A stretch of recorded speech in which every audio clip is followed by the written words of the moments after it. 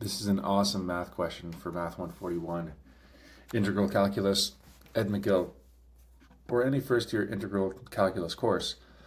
Let's see, for the improper integral below, either find its value or show that it diverges.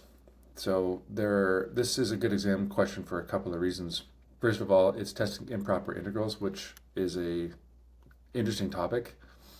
And second of all, it's a non-trivial setup. So first of all, there's two main kind of setup, let's call them tricks that you have to know, which is what makes this a good exam question. Let's go through them real quickly.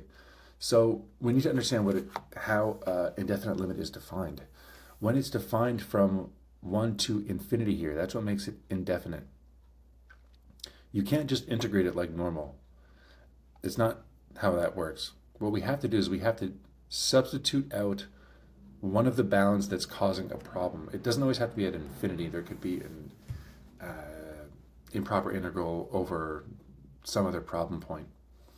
Anyway, in this particular case, the problem point is the infinity. So we replace it with b, and then we take the limit as b goes to infinity. And now, if you forget about the limit, we can just do this part normally, like we would normally do. So that's the first thing that you need to know, definitely, for your exam. This will 100% be tested.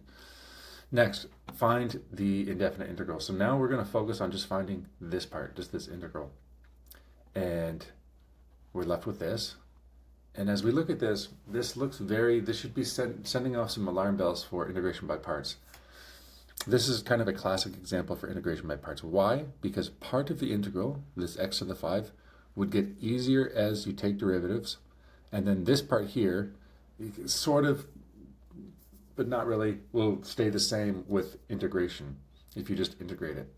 Not as it is right now, but e to the somethings, we kind of get these alarm bells saying, okay, maybe this is going to be integration by parts. Yes, you could say that taking the derivative gets easier as well, but taking the integral of this part will get harder. So now for that second part, I told you there were two kind of tips to know or tricks to know. One we talked about is just the definition of indefinite integral, and this one is recognizing that you can split this x5 into an x cubed and an x squared, and then you have a nice u substitution set up where w is equal to x cubed, because you have something here and then its derivative dx here, and that's the w here. So those are the two keys. I won't go through the rest of the solution. You can see it on the site, on the website. It's just algebra from this point on though, and I'm just being very clear and detailed about the solution. But see if you can get that question. I'm Sheldon. I show you how to solve mock and modified past exams to first year university math questions.